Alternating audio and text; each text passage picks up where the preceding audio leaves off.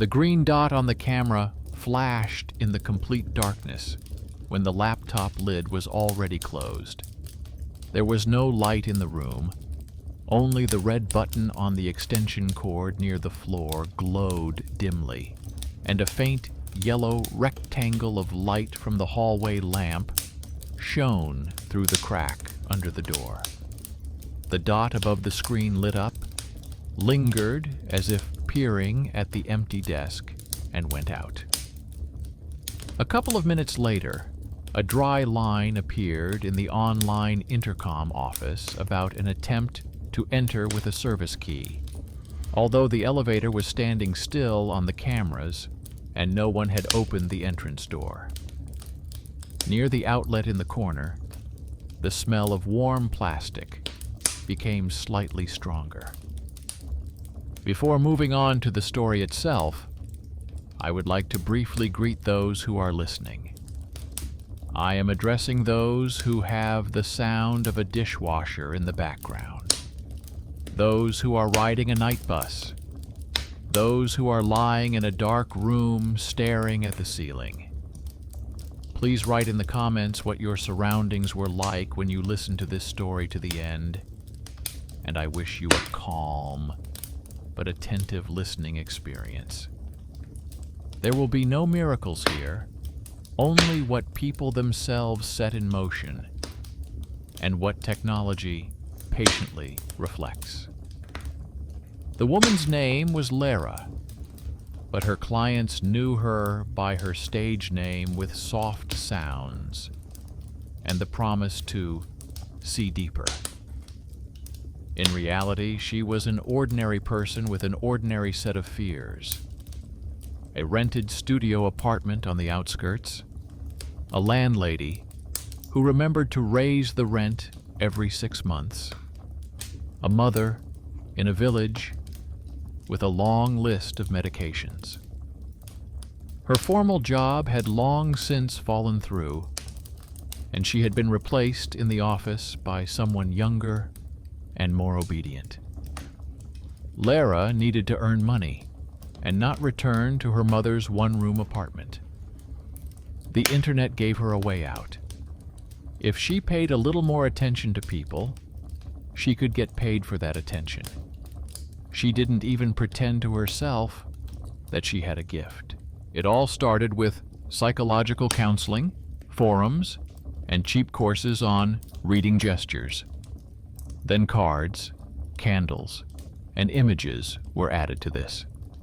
She was told that it was easier for people to believe when there was a ritual involved. Lara quickly understood how the combination of a soft voice, the right pauses, and a couple of common phrases worked. Clients cried, talked about epiphanies, and wrote thank you notes. For her, it was a craft, a way to pay for the internet, medicine for her mother, and utilities, which always come on time, unlike inspiration. The room was arranged to look like a picture. By the window was a table with a laptop, a ring lamp, and power stones from an online store scattered across the tabletop. Behind her, on the wall, was dark drapery to keep the background clean. In the corner was an extension cord plugged to the limit.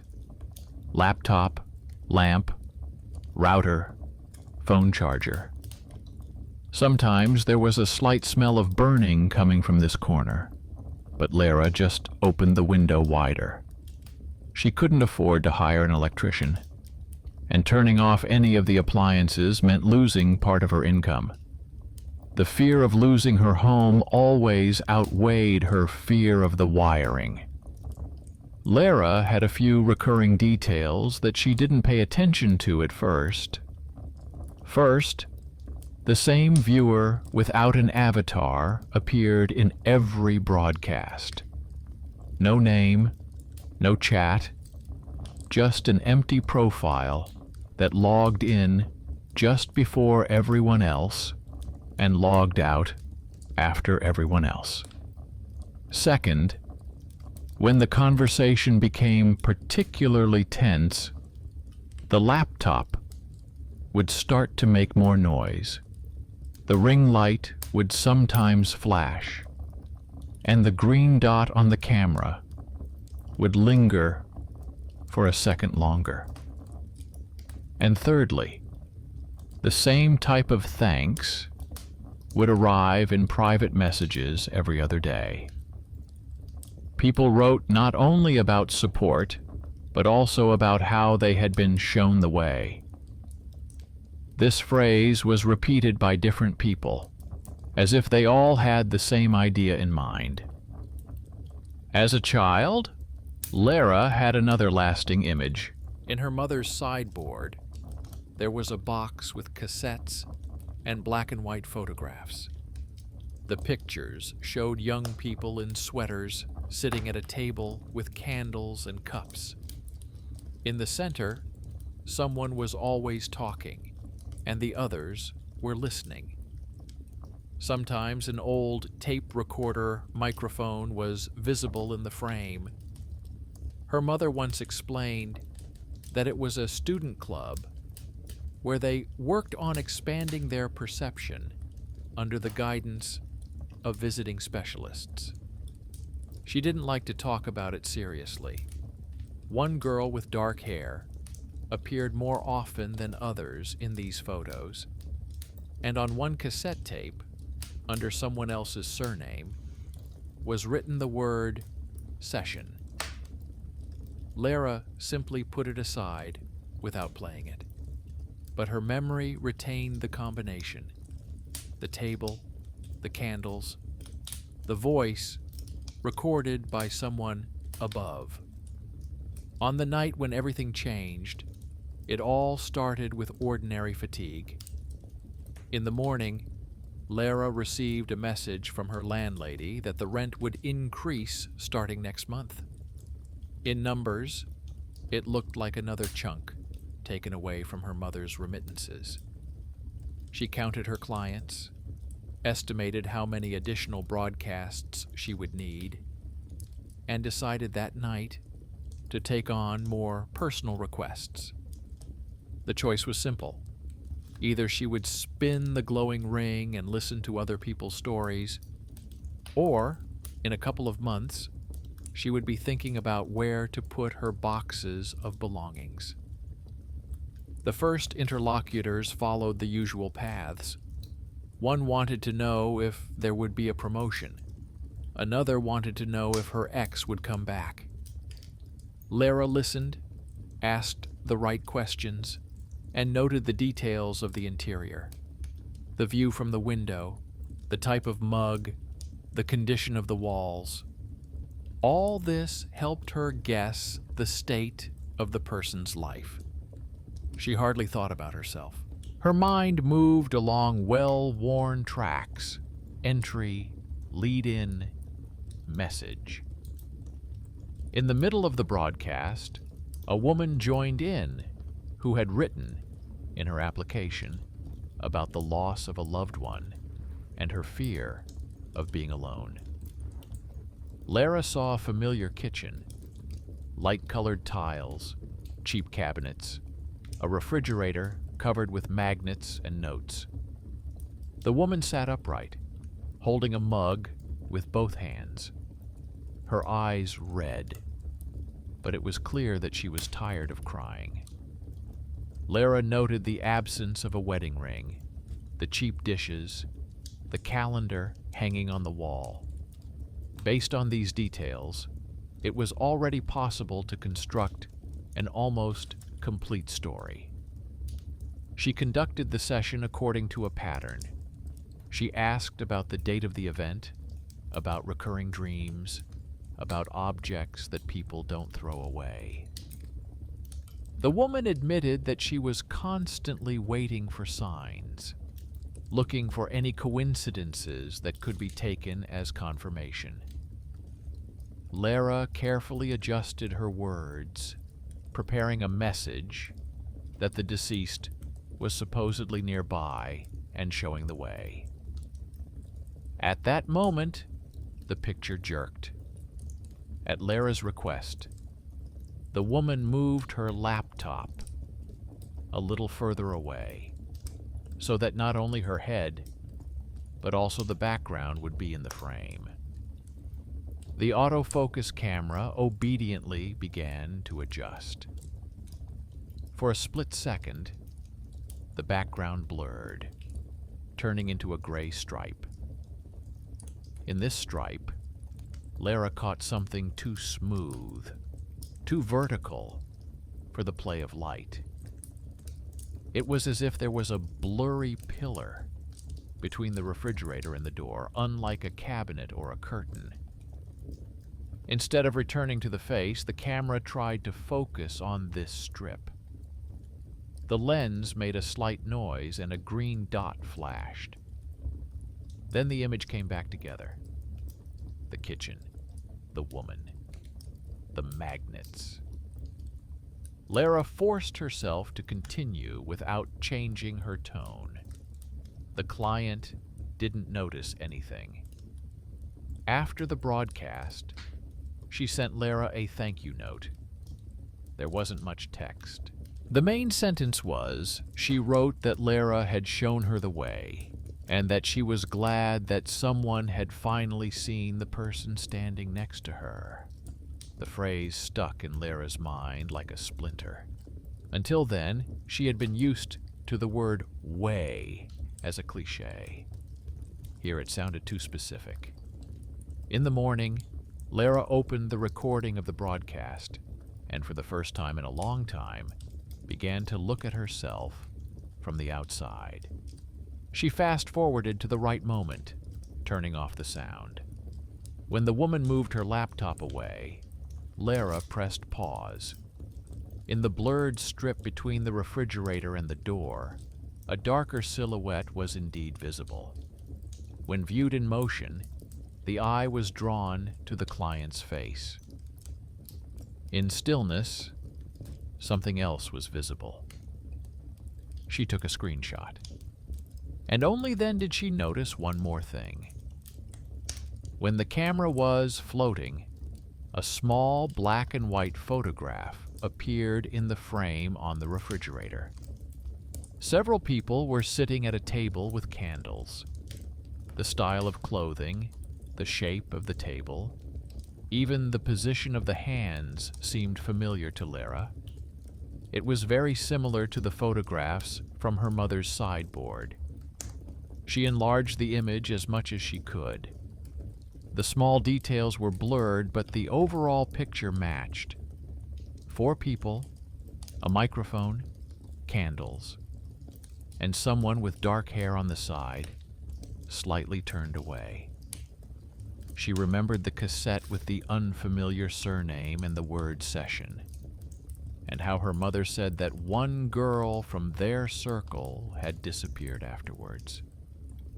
For the first time, the thought occurred to her that these stories were not confined to the past, like museum exhibits.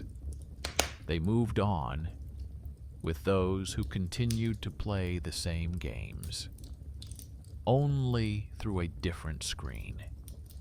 Trying to regain her footing, Lara entered the private office of the intercom. There, she could look at the entry log. The night when the green dot flashed on the closed laptop coincided with strange lines. Several attempts to enter with a service key, a short elevator ride to her floor and back. Not a single call to her apartment. The management company sometimes used master keys for inspections, but it was too late, and the entries were too frequent. All in all, it added up to a chain of events. A flashing camera, warm plastic near the outlet, a strange key at the entrance, a silhouette in the background. Lara understood that if she believed everything at once, she would go crazy. So she did what she always did when people told her their fears. She broke the situation down into elements and decided to check it out. This was the point where the story went further according to her choice and not according to someone else's scenario. She left her laptop on overnight, but didn't turn on the broadcast. She removed the ring light so that the room was dimly lit only by the light from the hallway. She positioned her phone so that the front camera would capture her desk and the black screen of the monitor, which reflected part of the room. She went to the kitchen and sat there in silence while the camera recorded the emptiness. Nothing happened for several hours. Then the phone recorded a familiar jump in brightness. The green dot of the camera lit up for a couple of seconds, and the laptop screen became slightly brighter for a moment, even though the lid was closed. A dark shadow passed across the edge of the table in the monitor's reflection, as if someone had stood behind the chair and leaned forward. In the morning, she rewound the recording second by second. At the moment when the green dot lit up, it was clear that the camera lens was reflecting not just the room, but a piece of another image. Rows of blurry, grainy silhouettes. It was as if a foreign film had cut into her black monitor for a second. At the same time, the intercom log again showed a line about system activity without any actual entry. The indicator recorded this in the statistics, as if someone invisible had inserted a key but changed their mind about entering. Lara did not make a big deal out of it. She took screenshots, recorded the time, and figured out who else knew about these events. That's when someone who had not been involved in this story before appeared. Not a client, not a neighbor, not a service key, but a person inside a large platform whose decisions usually did not come into play. He appeared in the form of a dry letter from support. No avatars, just the name and signature of the department responsible for live broadcast quality. The letter said that the automatic system had flagged episodes on her channel with unusual engagement and strange visual artifacts. It emphasized that there were no violations of the rules, but the specialists wanted to understand what exactly was holding viewers' attention at certain moments. A graph was attached to the letter. A flat line of attention, a sharp spike during the kitchen scene with interference, then a decline again. He wrote that he had reviewed the fragments and noticed something strange. At moments when the camera lost focus, the background image seemed to change, not only within the confines of a single room. Silhouettes that should not have been there could be discerned in the compression noise. The recognition system remained silent, but the moderator tool, trained to catch sudden scene changes, reacted as if another layer had been mixed into the broadcast. He honestly admitted that he couldn't show her the full technical report, but he could try switching her channel to another server and temporarily disabling some of the improvement algorithms. To do this, she had to agree to a test mode. He couldn't make that decision, but she could. Lara read the letter several times. There was nothing supernatural in the wording, only words about old training sets, rare stream conflicts, and the fact that sometimes echoes of archived data get into the live broadcast. She agreed almost immediately. In her reply, she asked him to treat this as a technical cleanup rather than a whim. She attached the time of the interference, a screenshot with a silhouette, and an example of a message with the phrase "road." He replied briefly, but to the point. Her channel had been switched to test mode. Some of the decorations and filters had been disabled, and the recording system would keep an extended log.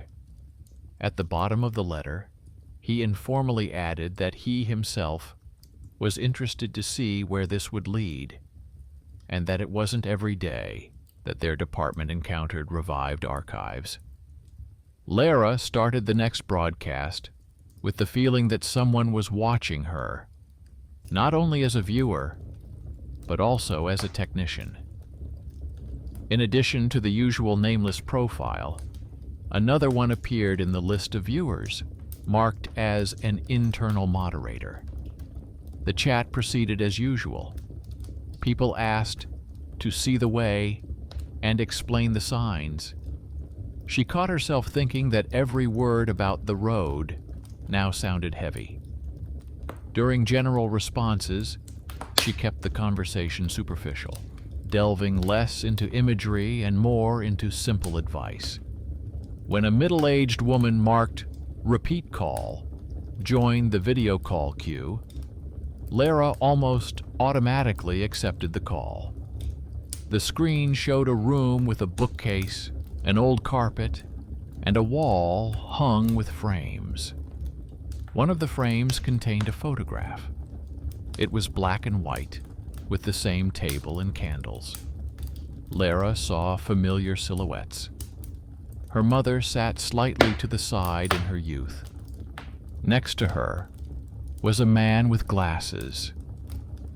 A little further away was a girl with dark hair, whom she remembered from her mother's photographs. Now the same picture hung in a completely different person's apartment.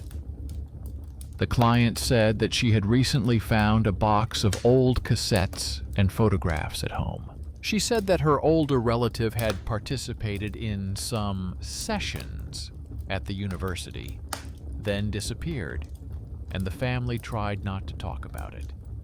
She said that after seeing these photos, she accidentally stumbled upon Lara's channel, and it seemed to her like a continuation of the old story. Lara listened and at the same time saw how the camera, even in test mode, was again clinging to the frame on the wall. With each adjustment of the exposure, the face of the dark-haired girl in the photograph became slightly clearer. It was as if the lighting in this room was changing, not at the will of the lamp, but at the will of whoever had once put the film in the box. After the broadcast, she received a new letter from the same employee. He confirmed that during the call, the system had indeed detected a strange glare. Fragments appeared in the stream that resembled an old video that had once been used to train the algorithm. He could not officially disclose the details, but hinted that the repository contained a set of digitized home recordings from the end of the last century. In them, people sit at a table with candles and talk about signs and choices. Attention-retention experiments were linked to this set. For some unknown reason, some of these scenarios appeared on her channel. A day later, he finally sent her a short fragment from the archive, cutting out the sound and covering the faces with a standard mask. A grainy frame, a table, 4 figures, candles. But even under the blur, Lara recognized her mother's posture and the tilt of that girl's head. On the table stood a kitchen timer in the shape of a small house. She had seen exactly the same one in a photo on the refrigerator of her first client. The object had traveled through decades, from the tables of a student club, through film, through the Institute's archive, into digital storage, into a training kit, into a random recommendation. into the background of someone else's kitchen. Lyra sat in her rented room with an extension cord by the wall and the smell of warm plastic, and realized that not only someone else's anxiety was passing through her ether, but also an old experiment that someone had once considered faceless material. She could continue to show the way, pretending that everything was based on her intuition. Or she could start figuring out how these roads got on the screen in the first place. She chose the latter, even though it meant risking losing her comfortable income. When she visited her mother the next time, she didn't avoid the subject.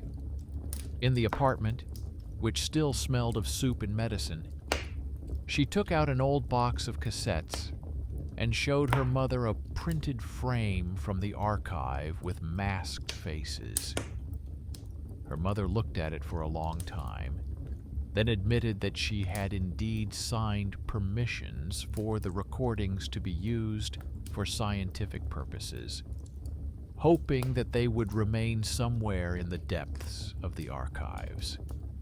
She told her about the girl who took the host's words too seriously and radically changed her life after the sessions.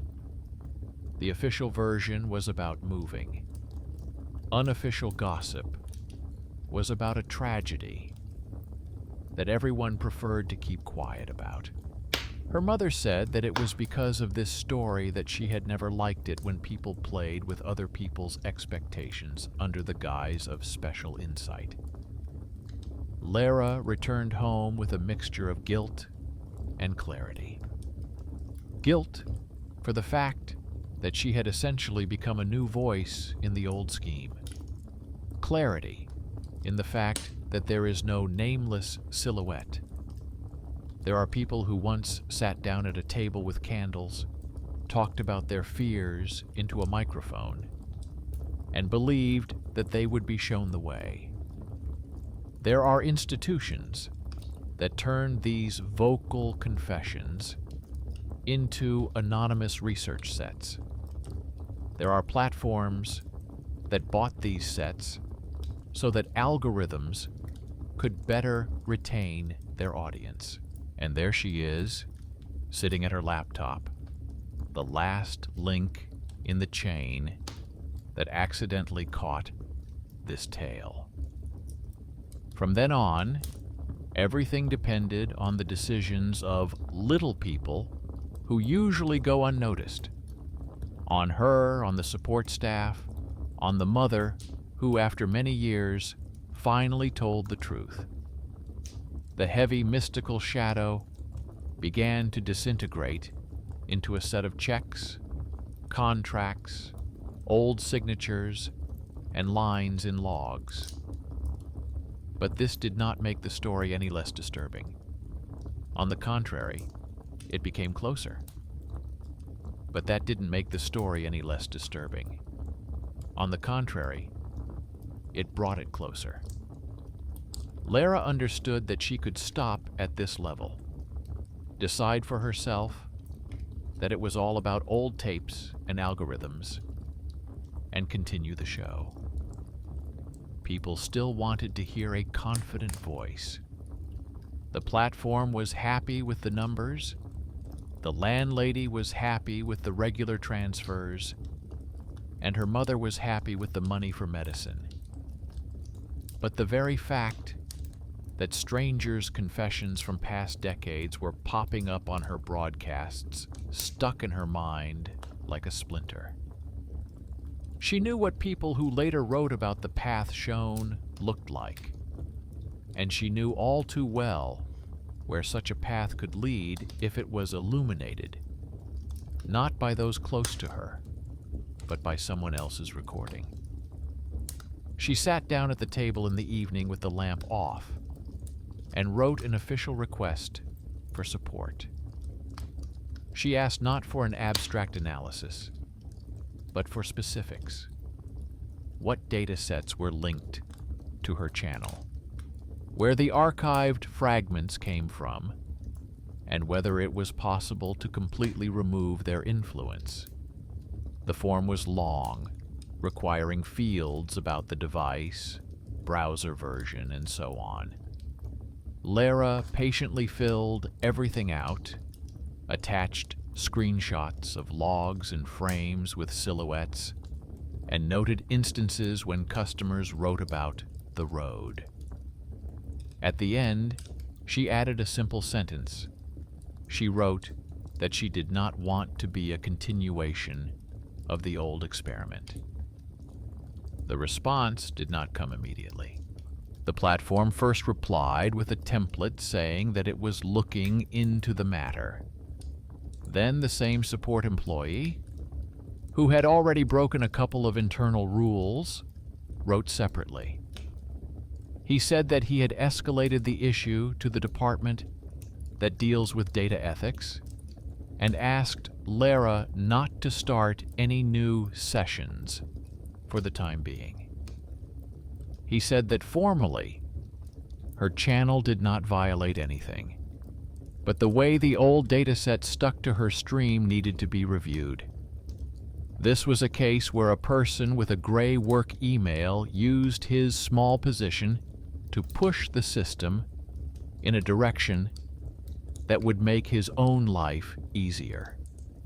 While the review was underway, Lara sat without any broadcasts and felt the emptiness of the evening for the first time in a long time.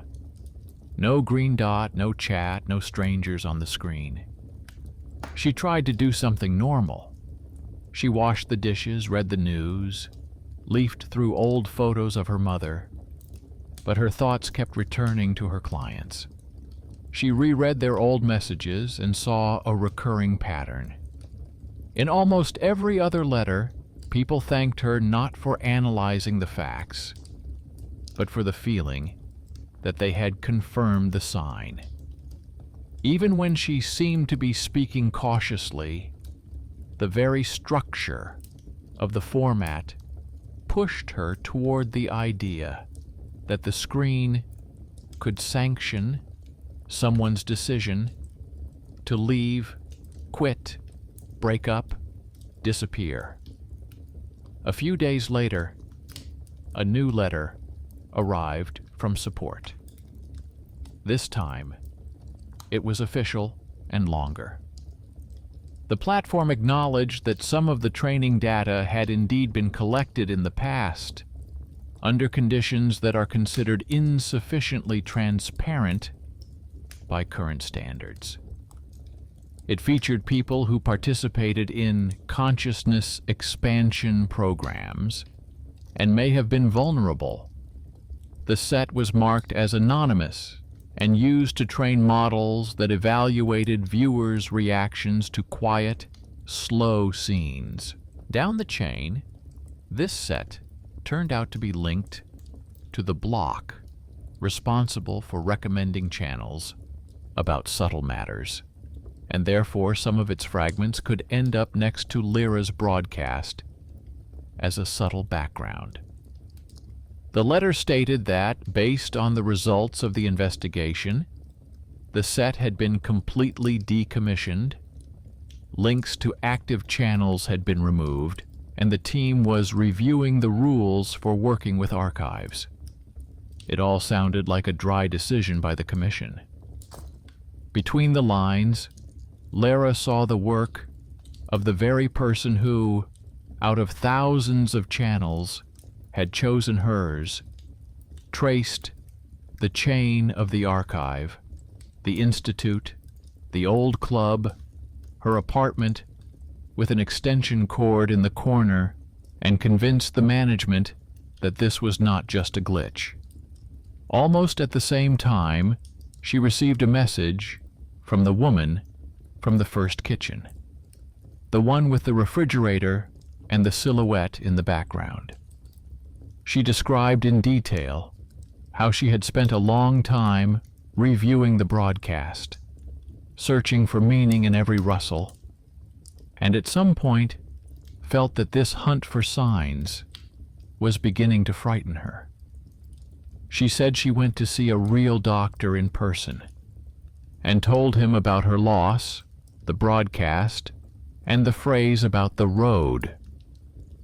According to the woman, the doctor helped her see that she was not looking for support, but for orders, and that was scarier than any shadows in the kitchen. She thanked Lara not for the mystical vision, but for the fact that the voice on the screen broke once and caused a crack in the image, after which it became clear how much she herself was ready to obey random coincidences. This letter became something of an internal turning point for Lara. It showed that even within the old scenario, something could go differently.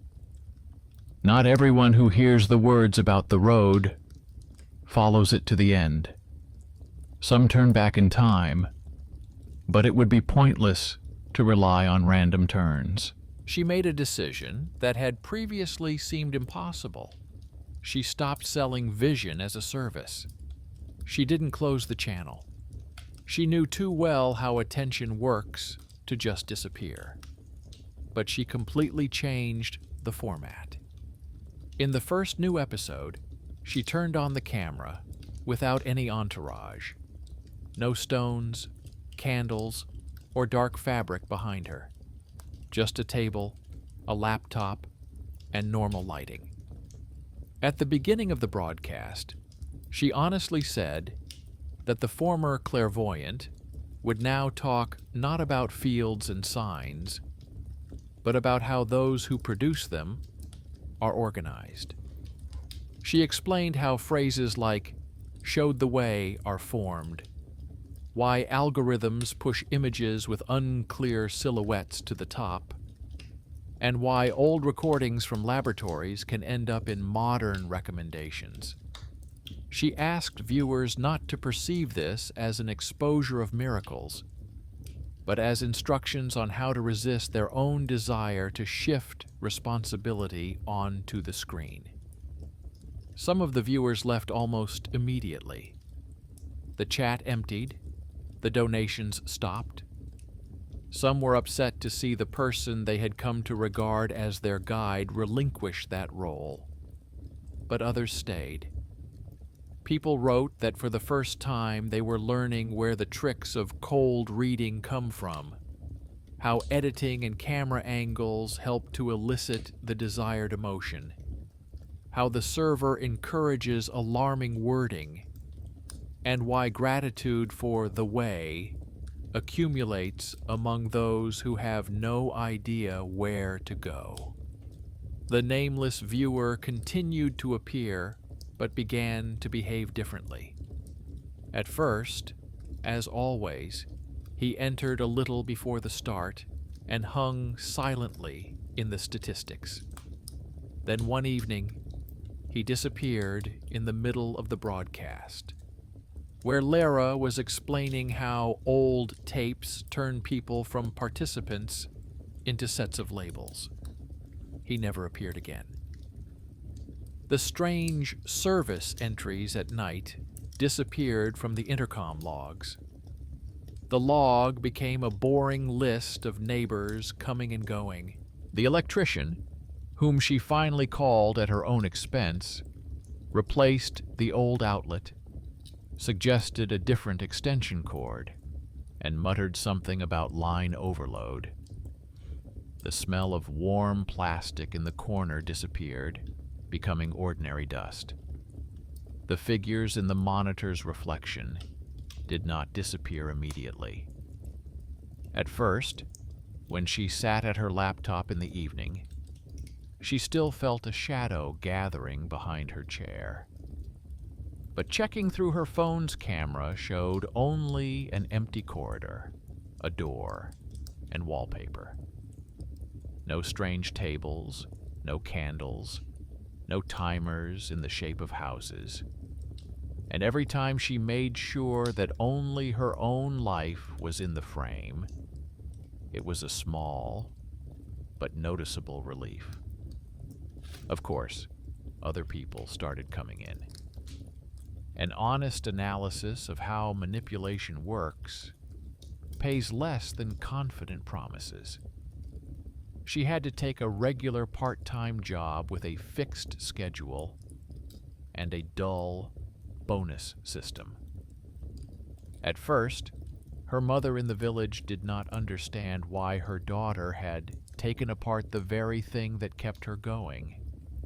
But when she found out that the old recordings of their circle were no longer circulating on servers, and that the set had been added to the list of banned items, she admitted that it was now easier for her to live with the memory of that girl with dark hair. At least her voice was no longer mixed in with the general mess of other people's disturbing broadcasts. The support employee, who became an invisible ally to Lara, remained a person with a neutral name in her email. Once, he wrote again that now, when evaluating new training sets, their department looks not only at legal checkmarks, but also at whether old stories of real people are being turned into raw material for performances. He admitted that he did this not out of lofty ideals, but because he himself found it unpleasant to think that someone's voice, once entrusted to a microphone, was now taken out of context and welded to a random stream. His slight internal discomfort turned into a rule. This was the modest victory of the little man. Clients from the past sometimes appeared in the comments. Some missed the old format, while others wrote that they had become more cautious about signs. Several people admitted that they had tried to reconsider their old decisions, which they had once made while recording broadcasts, and saw in them not the will of higher powers, but the desire to get permission from an outside adult. Lara did not pretend to be a therapist or turn the channel into a lecture. She simply showed how the scenes in which she and her viewers were participants were arranged. The silhouettes did not move to a mystical plane. They remained in their places, in old photographs in her mother's sideboard, in archive footage that the institution no longer has the right to sell, in grainy fragments lying in a separate folder marked "Do Not Use."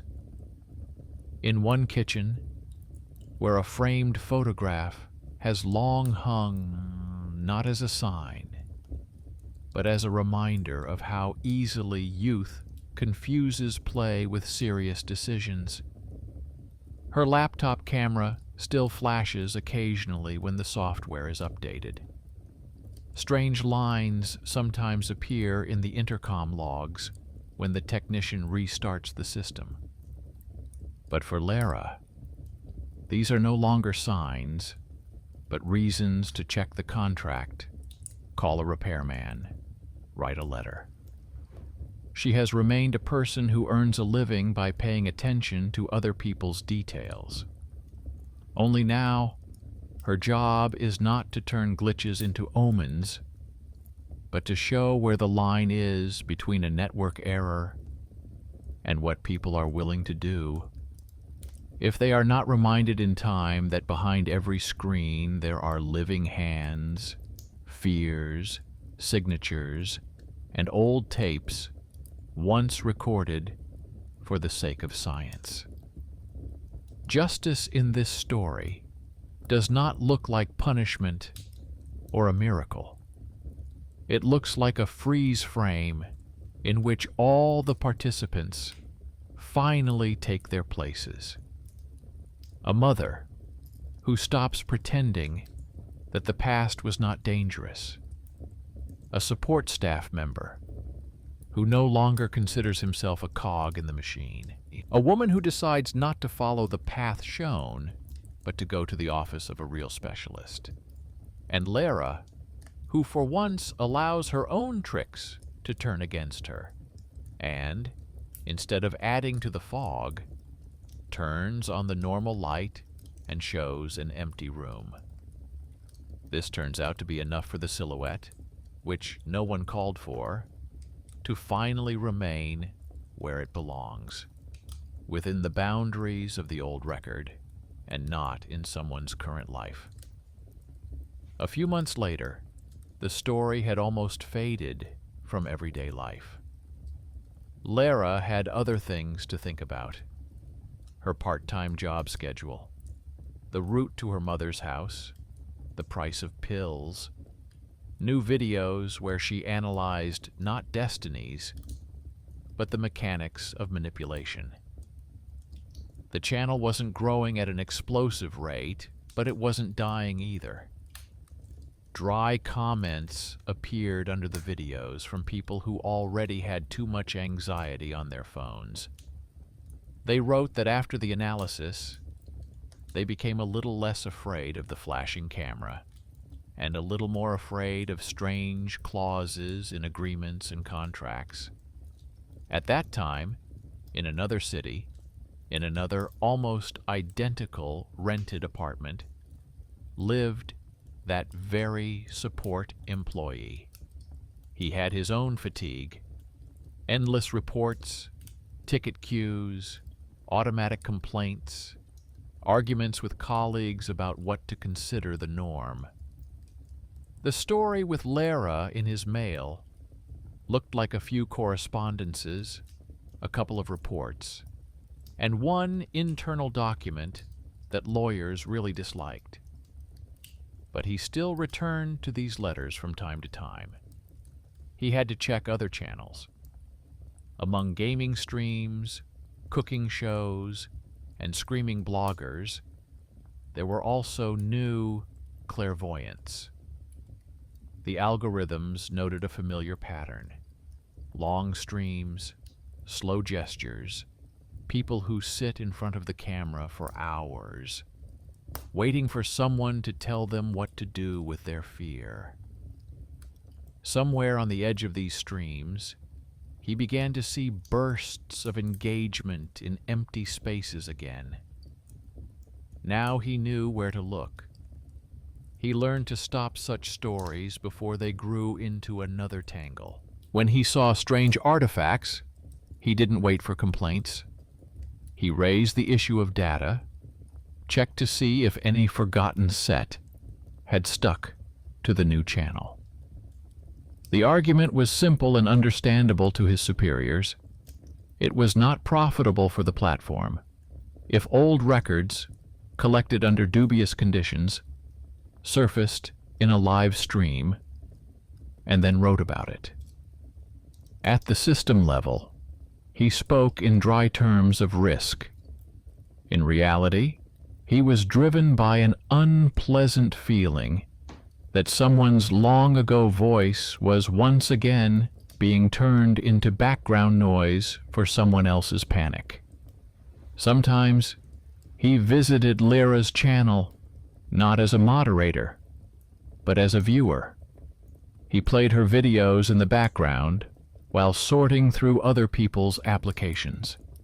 He heard her calmly explain that the feeling of a sign often appears when a person has almost made a decision, but is afraid to call it their own. How she shows where marketing pushes the need to shift responsibility. How she breaks down the techniques she once used herself into their components. There was no self-flagellation in her voice. There was something he himself lacked time for, patiently sorting out random fears into understandable categories. He knew that most of the audience here would never learn about the old experiment, about the tapes, about how one set of data got stuck in the algorithms. They didn't need to. It was enough for them that someone who didn't play along with every little thing had appeared in their personal picture of the world. Lara's mother also continued to live with this story in her own way. She would sometimes take out the box of tapes to make sure they were still there. and then put them back in the depths of the sideboard. An official letter arrived from the Institute, acknowledging that some of the work from those years did not meet current ethical standards.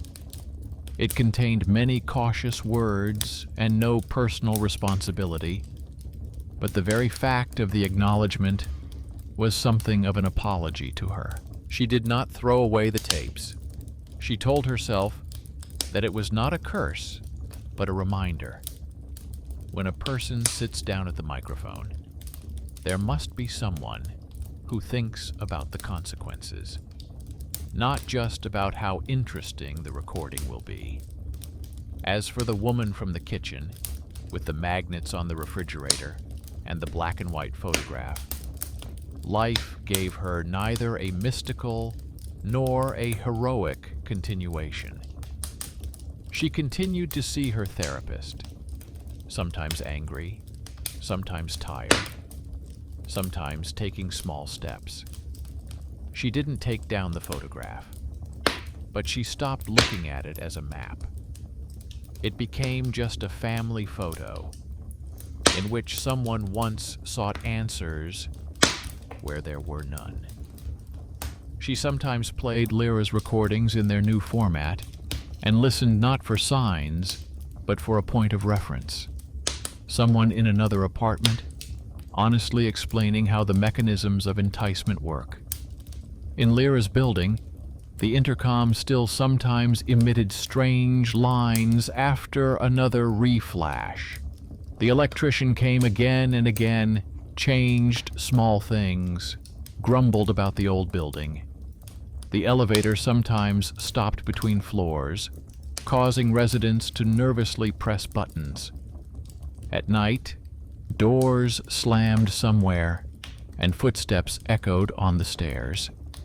The building remained alive, with its sounds and breakdowns, but this noise no longer had that specific intertwining.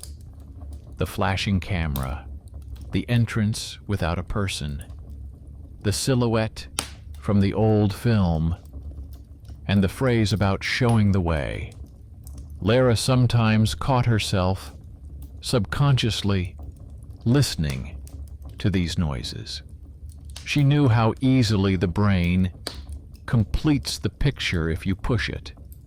She knew that you could see anyone in any shadow if you were tired enough. And every time she noticed this reflex in herself, she didn't try to get rid of it. She simply told herself that at that moment, she needed to check the contract. Who was responsible for the wiring? Who signed the papers? Who pressed the buttons rather than suppressing her fear with ritual? The story, which began as a horror story about a psychic seeing a silhouette in a camera, ended in a way that horror stories rarely do, with boring documents, internal letters, requests for support, and a review of regulations. It was this boredom that brought the greatest relief. Where it had previously seemed that someone was standing behind you, now there were only living people with their mistakes, blind spots, and the ability to at least sometimes acknowledge this blindness. And when another viewer in the chat of a new broadcast asked to see where his road leads, Lyra no longer looked for silhouettes in the interference. She suggested looking at what was already visible in normal light. Family history, papers that a person had signed, fears from which he was running. Sometimes it wasn't enough. Sometimes it was enough. But at least no one thanked her anymore for showing the way to someone who appeared in the frame from someone else's past. That road remained in the archives, locked away, and marked with a note saying that this could not happen again.